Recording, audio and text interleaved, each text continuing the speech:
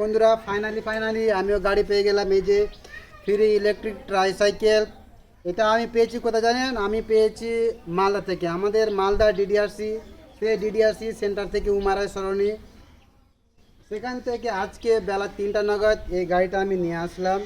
এবং আপনারাও গাড়ির জন্য আমাকে অনেক ফোন করছেন, অনেক কল করছেন যে দাদা ভাই গাড়ি একটা আমার ব্যবস্থা করে দেন। আপনাদের কাগজটা এখনও পেন্ডিংয়ে আছে, আর যখনই কাগজ আপনাদের পাঠাবো অবশ্যই আপনাদের ভিডিওর মাধ্যমে জানিয়ে দেব। এই গাড়িটা দেখুন কত সুন্দর, কালারটা কত সুন্দর, বেগুনি কালার,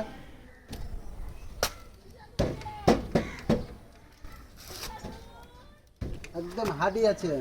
তো হে আসসালামু আলাইকুম বন্ধুরা, আপনারা সবাই কেমন আছেন? আশা করি সবাই ভালো আছেন। তো বন্ধুরা সকাল বেরিয়ে গেলাম মালদা। যে আজকে মালদা যাচ্ছি ইলেকট্রিক ট্রাইসাইকেল নেওয়ার জন্য। এরা আমার অনেক দিন আগে থেকে কাগজপত্র জমা দেওয়া ছিল, কিন্তু কিছু কারণবশত আমি পাইনি। তো জালালপুর স্ট্যান্ড পেরিয়ে গেলাম আমি। জালালপুর স্ট্যান্ড পেরিয়ে তো বন্ধুরা কী কারণে আমি পাইনি তার জন্য আমি বলে দিচ্ছি। কারণ আমি 1 বছর আগে এই গাড়িটা পেয়ে যেতাম, কিন্তু পাইনি। তার কারণ হচ্ছে আমার ইউডিআইডি কার্ড ছিল না। ইউডিআইডি কার্ড না থাকার কারণে আমি গাড়িটা পেয়েছিলাম না। তো ফাইনালি আমার কার্ডটা হয়ে গেছে অলরেডি। ইউডিআইডি কার্ড হয়নি, কিন্তু গাড়িটা অলরেডি হয়ে গেছে। তো বন্ধুরা ফাইনালি কথা বলতে বলতে আমি চলে আসলাম, যে বাদাপুকুর পেরিয়ে গেলাম। বাদাপুকুর পার করে গৌড় রোড পার করে আমি ফাইনালি হেন্টাকালিতে নেমে গেলাম। এবং হেন্টাকালি থেকে নেমে কিছুক্ষণ আর রাস্তা আমাকে অফিস যেতে হবে। তো বন্ধুরা ফাইনালি আমি অফিসের সামনে চলে এসেছি।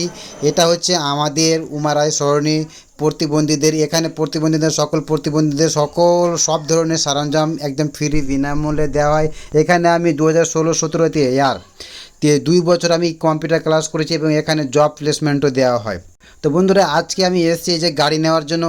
আমার কাগজপত্র সব রেডি করতে করতে আমার একজন এই যে বন্ধু, দেখুন এই বন্ধু অলরেডি গাড়ি পেয়ে গেছে। জি হ্যাঁ, এই গাড়িতে অলরেডি বসে আছে এবং পিছনে দেখতে পাচ্ছেন হেলমেট।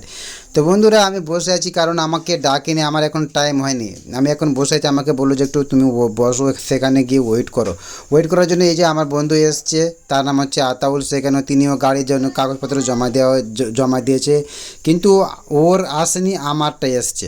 এবং আমাদের যে দুজনের মধ্যে একজন এসছে, একজনের আসেনি।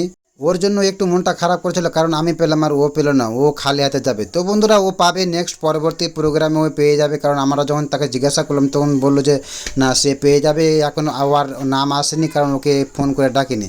আর হ্যাঁ, এটা সত্যি যে তাকে ফোন করে ডাকিনি, সে নিজস্ব গিয়েছিল। এবং আমি কি দেখলাম ভাই, ওখানে গিয়ে আমি যা দেখলাম, এবং প্রচুর গাড়িগুলো অলরেডি ভিজে গিয়েছিলো। হেলমেটটা আমি খোলার সাথে হেলমেট থেকে জল পড়ছিল। গাড়িতে চার্জার ছিল, গাড়িতে হেলমেট ছিল, কিন্তু গাড়িতে যে পাম্পার থাকে, আমরা অলরেডি প্রত্যেক গাড়িতে পাম্পারও দিয়ে থাকি। কিন্তু এখানে আমি যখন গেলাম সেই প্রোগ্রামে আমার গাড়ির ভিতর নেওয়ার জন্য, কিন্তু সেখানে গাড়িতে পাম্প করার জন্য পাম্পার পেলাম না। তো খারাপ লাগছে, কারণ আমরা সকলকে পাম্পার দিই, কিন্তু এখন আমি নিজেই পেলাম না। ভাবুন, কপাল। আপনাদের হচ্ছে নসিব ভালো, কিন্তু আমার হচ্ছে নসিবটা খারাপ। তো বন্ধুরা এই যে দেখুন ফাইনালি আমাদেরকে বলে দিল যে হেলমেটটা পরে না, কারণ ফটো তুলবে। অলরেডি আমাদের সব কাগজপত্র রেডি করা হয়ে গেছে, কিন্তু আমাদের হেলমেট পরা বাকি আছে। আর এখানে আমি যে গাড়িটা পেলাম সেই গাড়িটার ভিতরে এই যে দেখুন হেলমেটের ভিতরে প্রচুর জল, মানে গাড়িটা কী অবস্থাতে এসছে আমরাও বলতে পারছি না। প্রত্যেকজনের হেলমেট অলরেডি ভিজে গেছে, প্রত্যেকটা চার্জার ভিজে গেছে। তো বন্ধুরা প্রত্যেকজনের ফটোশ্যুট করছে, কারণ ফটো লাগবে, প্রত্যেকজনের কাছে যাচ্ছে এবং প্রত্যেকজনের কাছে গিয়ে একটা করে ফটো তুলছে। এবং গার্জেন অবশ্যই লাগবে, আমাদেরকে কল করে বলে দিয়েছিল যে গার্জেন বেগর হবে না। এই জন্য আমার ছোটো ভাইকে আমি নিয়ে গিয়েছিলাম। যে লাল গেঞ্জি পরে আছেন আমার পিছনে যে দাঁড়াবে, সেটা হচ্ছে আমার ছোটো ভাই। তার নাম হচ্ছে আলামে। সে আমার সঙ্গে গিয়েছিল এবং সে সম্পূর্ণ কাজ করেছে আমার গাড়ি থেকে নিয়ে যাওয়া। প্রত্যেকটা কাজ তিনি করেছেন এবং আমাদের প্রত্যেকজনের হাতে একটা করে ম্যানুয়াল ধরিয়ে দিয়েছে। কীভাবে গাড়ি চালাতে হবে, কীভাবে ইন্ডিকেটার চালু করতে হবে, কীভাবে ব্যাকে যেতে হবে, কীভাবে সামনে যেতে হবে, সব এভরিথিং এই ম্যানুয়ালের ভিতর লেখা আছে ভাই। এবং এই যে ক্র্যাশগুলো আমাকে দিয়েছেন, এই ক্র্যাশটা অসাধারণ ভাই। ক্র্যাশটার জন্য আমি গিয়েছিলাম। ক্র্যাশটা আমার খুব দরকার ছিল, এই জন্য ক্র্যাশটা আমি খুব সুন্দর পেয়েছি। এবং আমি যে ক্র্যাশগুলো ব্যবহার করি তার চাইতে এই ক্র্যাশটা একটু ভালো আছে। তো বন্ধুরা এই যে এখানে প্রত্যেকজনের গাড়িতে একটা করে স্ক্যানার লাগানো আছে, সেই স্ক্যানারটা করে যে জানিয়ে দিচ্ছে এবং আপনার নামে গাড়িটা কনফার্ম হয়ে গেল। আপনি যদি গাড়ি কোথাও গিয়ে বিক্রিও করে দেন বা কোথাও গিয়ে আপনি অ্যাক্সিডেন্টও করে দেন, তাহলে কিন্তু ভাই কেস কিন্তু আপনার নামে ঠকবে। যদি গাড়ি কিন্তু যাচাই করে তাহলে কিন্তু ঠকবে। আর আমাদেরকে জানিয়ে দিচ্ছে যে কোথায় কীভাবে। তো বন্ধুরা এই যে নিচে একটা ব্যাটারি আছে, সেই ব্যাটারির চাবি আছে নিচে, সেই জন্য আমাদেরকে জানিয়ে দিচ্ছে, গাইড করে দিচ্ছে কীভাবে আপনি অন করতে হবে। এই যে অন করে দিল একজনকে, এরই ফাঁকে আমি পান্নিগুলো র্যাপারগুলো খুলে নিলাম, কারণ সেখানে প্রত্যেকটাতে পিক আপে পান্নি দিয়ে র্যাপার করে লাগানো ছিল এবং হেডলাইটও র্যাপার লাগানো ছিল এবং সেখানে বাধা ছিল। তো এই জন্য আমার র্যাপারগুলো আমি ছিঁড়ে দিলাম, নিজে নিজে ছিঁড়ে দিলাম। প্রত্যেকজনের সে তাদেরকে কেটে দিচ্ছে, কিন্তু আমি নিজে নিজে ছিঁড়ে দিলাম। আর হেলমেট সবাই ব্যবহার করবা। আর যাদের ক্র্যাশ দেওয়া হয়েছে ক্র্যাশটা ঠিক করে গাড়ির মধ্যে রাখবা। চাবিটা কাউকে ব্যবহার করতে দেবে না। তোমার গাড়ি তোমার নামে সবকিছু অ্যালাউড করা আছে। বাই চান্স কেউ যদি গাড়ি নিয়ে অ্যাক্সিডেন্ট হলো, গাড়ি নিয়ে চালালো, অ্যাক্সিডেন্ট হয়ে গেল, কোনো অ্যাক্সিডেন্ট হলো, তোমাকে ধরবে কি? গাড়ি রাখা বুঝতে পারলা? কাউকে কিন্তু চাবি দিবে না। বুঝতে পারলাম? এই চাবি যখন গাড়ি কোথায় পার্ক করে রাখবা বা কোথায় স্ট্যান্ড করে রাখবা, তখন কি করবা? সে ব্যাটারি অফ করে দিবা আর ইন্ডিকেটর অফ করে দিবা, লক করে দিবা, ঠিক আছে? করে দিয়ে চাবিটা নিজের কাছে রাখবা।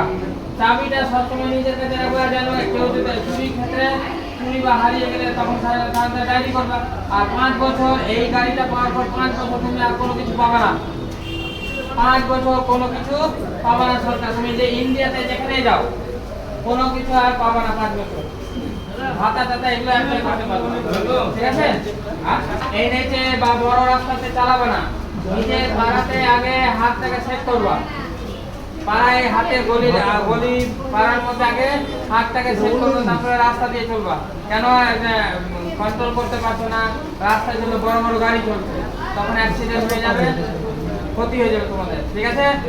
তো বন্ধুরা ফাইনালি আমাদেরকে পুরো গাইড করে বুঝিয়ে দেওয়া হয়েছে কীভাবে গাড়ি চালাবে, কোথায় গাড়ি চালাবে এবং কীভাবে আপনারা গাড়ি চালু করবেন, কী জায়গায় গাড়ি চালালে ভালো বা আপনারা ভালো প্র্যাকটিস করতে পারবেন। প্রত্যেকটা জিনিস আমাদেরকে পয়েন্টে পয়েন্টে বুঝিয়ে দিয়েছে। বুঝিয়ে দিয়ে আমাদেরকে বললো এবারকে আপনারা বাড়ি যেতে পারেন। এর জন্য আমরা বাড়ি যাওয়ার প্রস্তুতি নিলাম।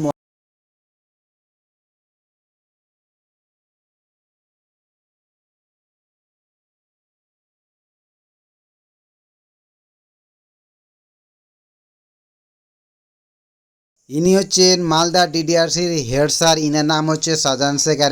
আর একটা স্যার আছে গোপাল স্যার। মানে ডিডিআরসির প্রত্যেকটা স্যার এবং ম্যাম প্রত্যেকজনে খুবই সুন্দর, তারা নম্র ভদ্র এবং সকলের সঙ্গে একদম ভদ্র ভাষায় কথা বলে। তো গোপাল স্যার আমাকে অসংখ্য ভালো লেগেছে। গোপাল স্যারের সঙ্গে কথাবার্তা বলে আমার খুব সুন্দর লেগেছে। গোপাল স্যার আমাকে অনেক সাহায্য করেছে, অনেক হেল্প করেছে, এর আগেও আমাকে হেল্প করেছে। আর এখানে ডিডিআরসি মালদায় আমি 1 বছর নয় 2 বছর নয়, অলরেডি 2017 থেকে আমি সেখানে কম্পিউটার ক্লাস করছি। তো বন্ধুরা আপনাদের যে কোনো সরঞ্জামে যদি প্রয়োজন পড়ে তাহলে অবশ্যই আপনার ডিডিআরসি থেকে আপনারা সেখানে যোগাযোগ করতে পারেন। এটা শুধু মালদা ডিস্ট্রিক্টেরই কাজ করা হয়। আর যদি আপনাদের কোনো জিনিস সরঞ্জামে যদি আমার কাছে যদি প্রয়োজন পড়ে তাহলে আপনারা অবশ্যই আমার সঙ্গে যোগাযোগ করতে পারবেন। তো বন্ধুরা আমার ভিডিওটা এখানে শেষ করছি, দেখা হবে বাই নেক্সট ভিডিওতে।